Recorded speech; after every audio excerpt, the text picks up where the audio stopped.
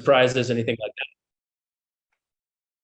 So started the recording, and Excellent. I guess we can start, Ben. Hello, welcome. My name is Benjamin Yablon. I'm joined by my colleague Cyrus Hodes, and together we are interviewing none other than Eva Kaili, Vice President of the European Parliament. My background is as an attorney. I was early in the blockchain space, eventually founding a blockchain company called Salt, which was the first to lend against digital assets. As a part of that odyssey, I have become an advisor to the OECD in all things related to blockchain and cybersecurity. Cyrus is also an OECD advisor on the AI side. And Eva has the distinction of being a part of all things Web3 and was an integral part of both the OECD's AI policy principles as well as the blockchain policy principles. So without further ado, turn it over to Cyrus. We'll begin our interview. Thank you for being here, Eva. Thanks, Ben, and thanks Eva for being on this call. Very excited about it. So yes, as Ben said, my background is toward AI and policy and technology in general, and the impact of emerging technologies in government. I started something called the AI Initiative at the Kennedy School, which is now part of the Future Society of 501c3, working closely with Eva on other topics also. And so beyond the OECD work, I'm very excited to have this conversation to bring an understanding of how these massively important emerging technologies can impact society and what is the linkage between both of them. So Eva, I'm going to jump right ahead and ask the first question. What do you consider is the impact of the recent adoption of the blockchain principles by the OECD Ministerial Council? And obviously you worked on the OECD AI principles, and now you've been releasing the blockchain principles. First of all, thank you both. I think since we know each other for quite a long time, I have to say that we were having the same approach. We knew that we needed to have a harmonized view on blockchain, and we needed to have a principle-based policy. This is what we were trying to do in the European Parliament to make sure it's going to be harmonized among the 27 member states, and our collaboration with OECD has exactly the same understanding in order to extend even more the necessity to collaborate in a harmonized manner. So I think it's extremely important. It's a milestone for blockchain and TLT, and I think it marks actually the first government-backed coordinated policy standard for blockchain. And as you mentioned, we try to do the same for artificial intelligence. We did the same for tax, for fintech, and several different things that we are working with OECD. As these technologies go beyond borders and they release their dynamics, once they approach the maximum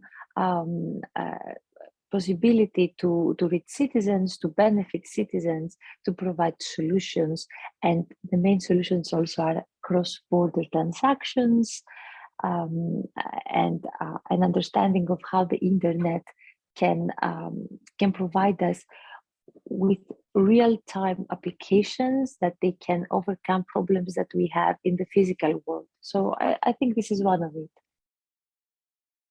Excellent. I'll pick up on a couple of themes there, Eva.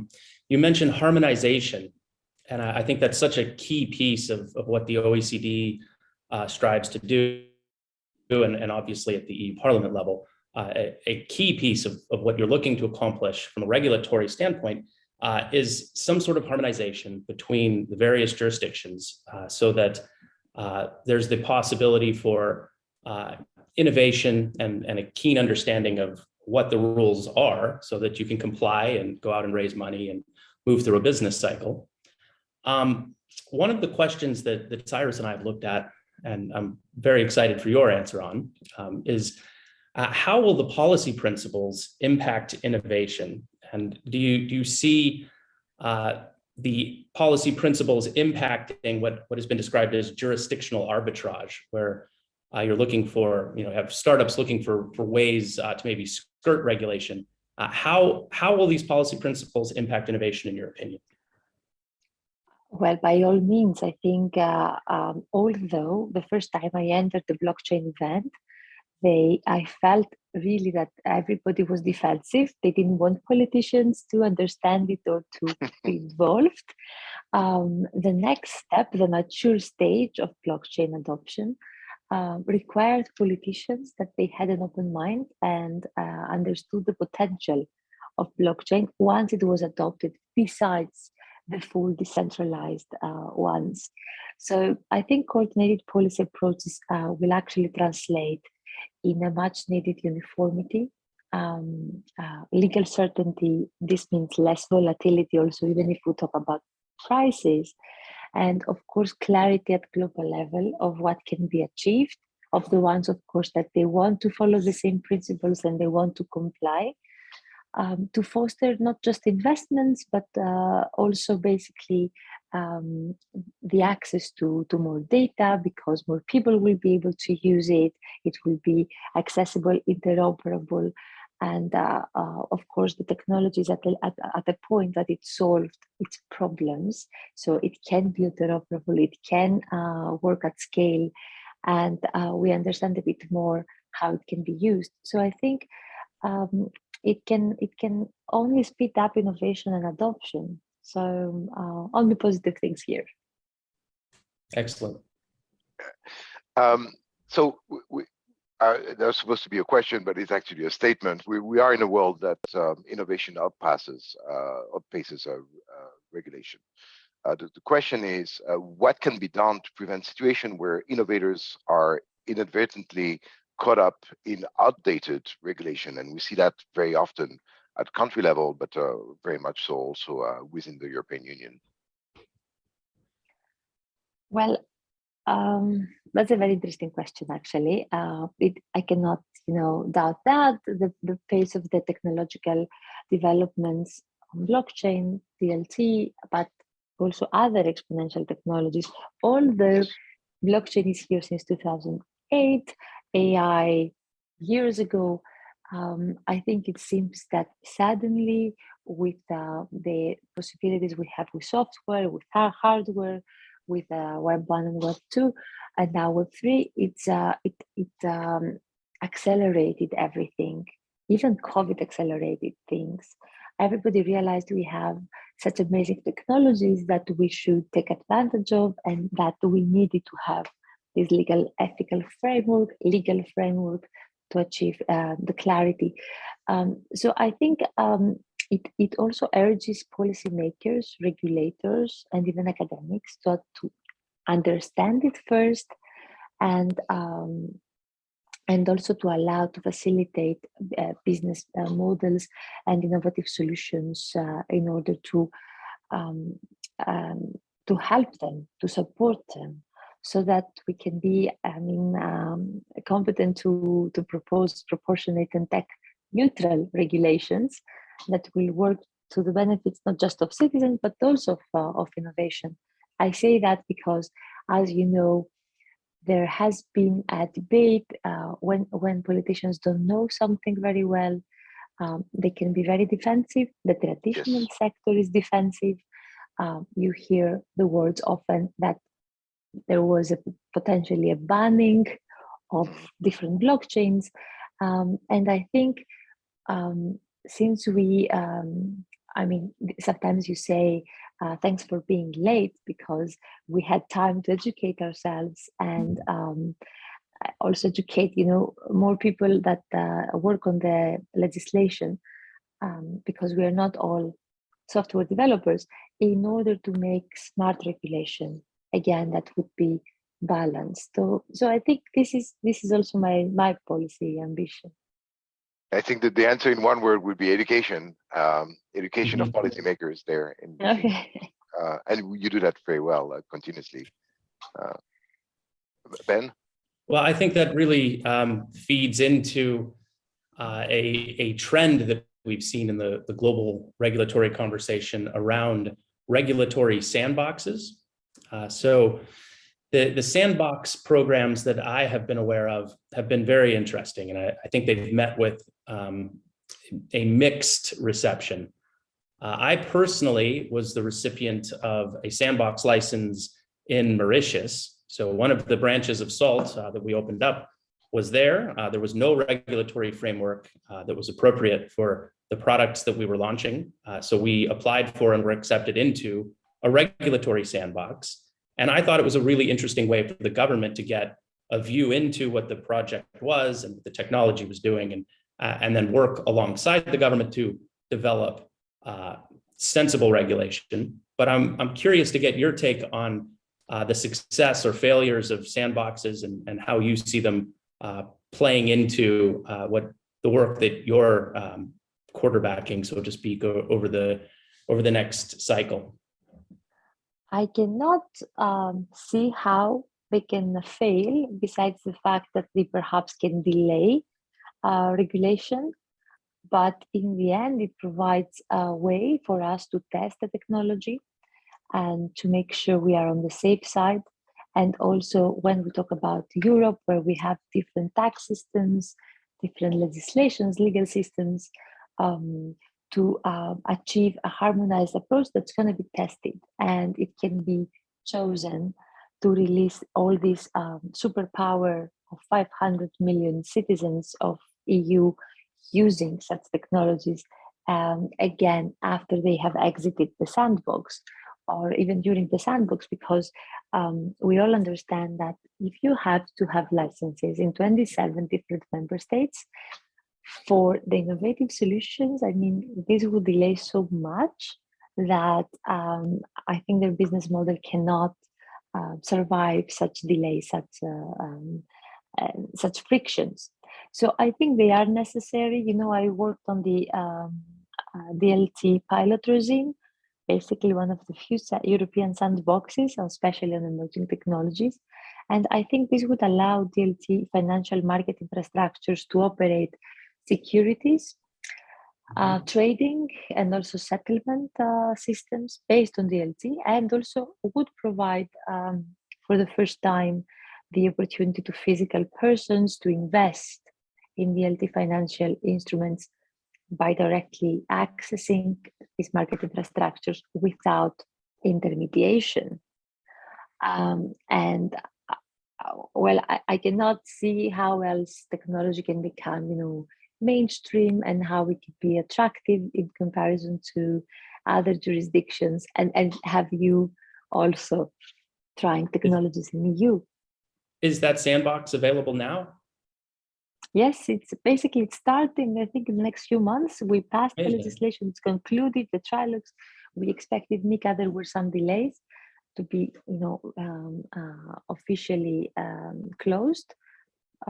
But everything is there, the line, so anybody can enter in a preparation mode for such a sandbox, and then exit in a legally certain environment, again unleashing huge market power. That's very interesting. You heard it here first. Well, they heard it, and I hope we will also test it, because I already have friends from US that they feel that Europe has managed to remain tech and innovation friendly, and also basically business model neutral.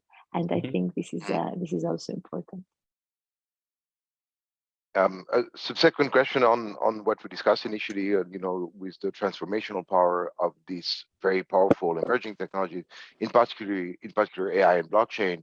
And I know it's a hard question, but you know, if we try to look into a crystal ball, what would your predictions for the future would be in terms of the impact of these two powerful emerging technologies on societies?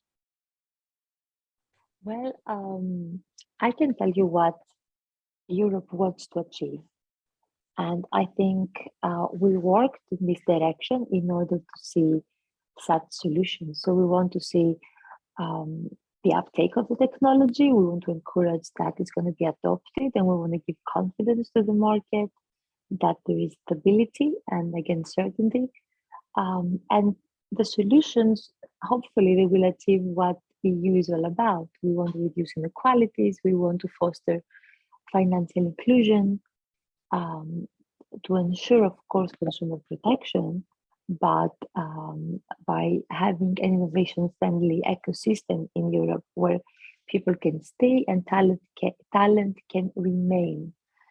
Of course, if we talk about fintech, because one of the major technologies, the impact of such technologies is the financial sector, would be to safeguard its resilience of the financial system to allow market integrity and fair competition to take place, and of course to have more smooth cross-border transactions in a safe manner, faster, cheaper, more efficient.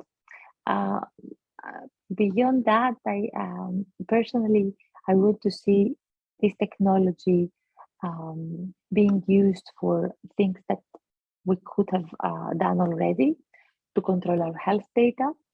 I'm working on such file, and blockchain will be there. So using blockchain infrastructure for to revoke access to our data or to give back access to our data, for IP rights, to make sure that people that they are taken by the intermediaries will be able to be rewarded for their work, and even to exchange energy on the grids once they are all connected through blockchain. I can see blockchain infrastructure to giving us a lot of solutions. So hopefully when we talk again, we will have such examples. I already have seen some achievements in these sectors, and I know that we are ready to go there, but still it's now that we're talking that we concluded this European approach, and with the OECD taken these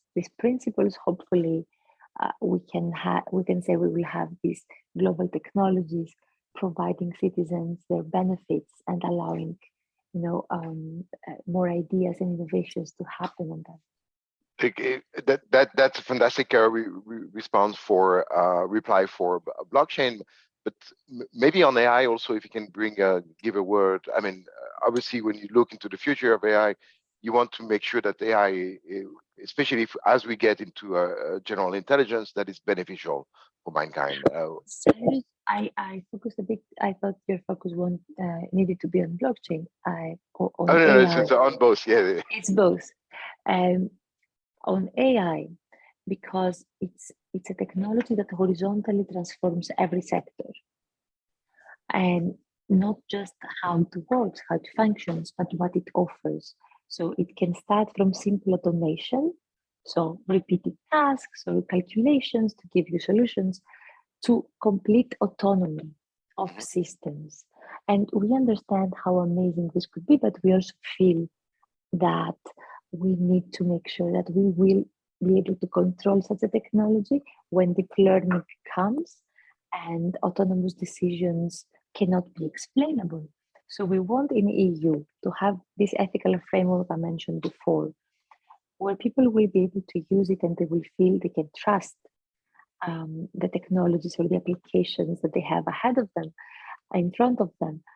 If you enter a car where AI is in full control, you want to make sure it has been tested.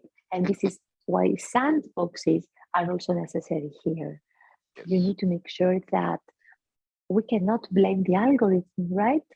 I mean, if something goes wrong, I hope that people will be able to blame a person, a politician, a developer, but not the algorithm, because we also need to make sure you have the right to redress, you have the right to a second chance, you have the right to make a mistake. And these systems, they can be very powerful, but they are designed by people. This means they cannot easily be perfect. They can be better. We can optimize the results, but they need to have humans in the center and human oversight.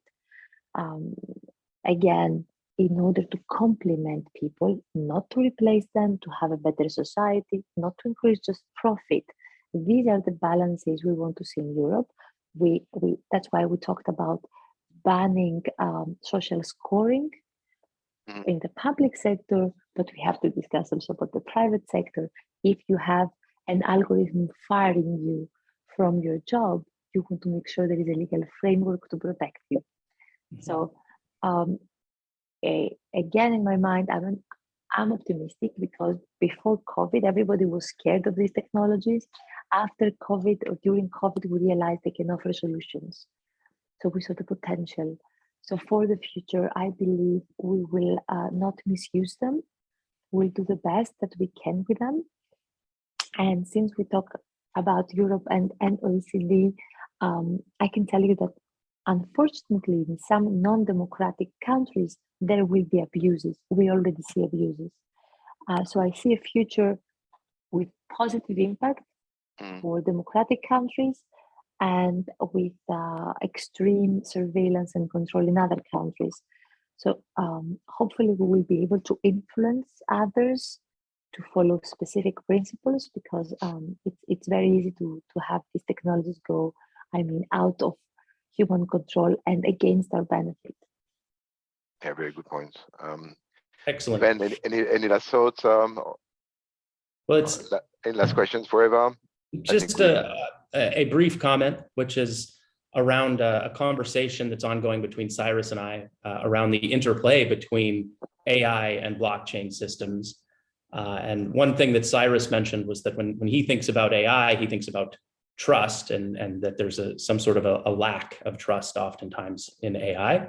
And when he thinks about blockchain, what we have there is a mechanism to replace trust. So between the two, there would seem to be a very interesting interplay of utilizing some of the core principles of blockchain to answer some of the core problems of AI. So it's an ongoing discussion that Cyrus and I are engaged in, and would love to bring you on again in the near future, Eva, and maybe shift gears a bit and go towards some of these deeper topics. But this is an excellent initial interview. Any parting thoughts, Eva, please?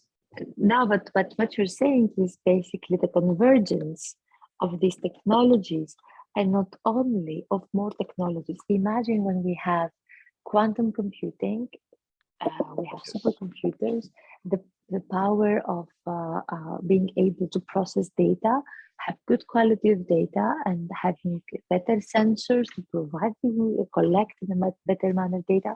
So the convergence of all these emerging technologies, they can indeed revolutionize our future and improve and solve problems in our lives. So I agree that blockchain brings trust. Again, it's how you use the technology, is not by definition. It can achieve that, but there are a lot of scams. People need to be careful, politicians need to be aware, and we need to work in parallel with the technologies, maybe to follow innovation, but not to be too late. And this is when this convergence can achieve its maximum positive impact and positive disruption for citizens, for the people. And so I find your debate exciting. And I'm positive sure, disruption. That's an excellent thing. I like but that. I'm sure that every day, if we talk again in a month and we realize new achievements with these technologies, we can, change even our approach and think that things are happening faster, better, and then include more possibilities in the bigger picture. Every day that passes by, we realize that even legislation cannot be static. It has to be dynamic. We have to change. The definition of AI is not a definition that's there and it doesn't change. It explains the principles, and it allows us to follow the possibilities of the technology when it matures and is tested more, and also to see what are the applications that it's best, it brings its best results. It's not a solution for everything. I think in the beginning this is what we thought, but it could be a solution for a lot of problems. Definitely. Excellent. Well, I think that concludes the interview. Thank you so much, Eva, for your time. It was a real pleasure talking to you as always. And indeed, conversation to be continued because these technologies evolve, and it doesn't stop with regulation. It has to be continuously improved. Excellent. Thank you so much. Thank you, Eva. both. Thank you both. Talk to you soon. Okay, Bye-bye. bye.